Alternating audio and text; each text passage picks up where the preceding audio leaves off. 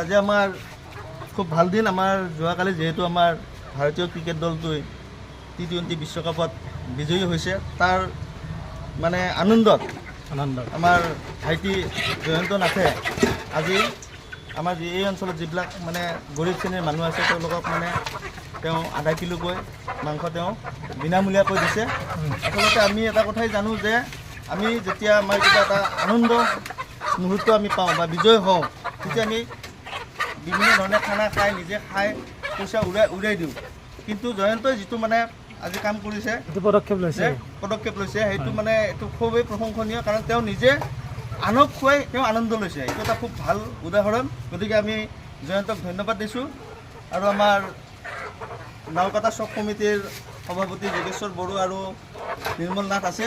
গতিকে আজি এই মুহূৰ্তত আমি সকলোৱে গৌৰৱ অনুভৱ কৰিছোঁ জয়ন্তক লৈ, আৰু আমিও ভাৰতীয় ক্ৰিকেট দলটোক যে আগন্তুক দিনতো এনেকৈ বিজয় হৈ আমাক আনন্দ আনি দিয়ে তাৰ কামনা কৰিছোঁ। আমাৰ যোগেশ ভাই সভাপতি মহোদয় দুই এষাৰ ক'ব।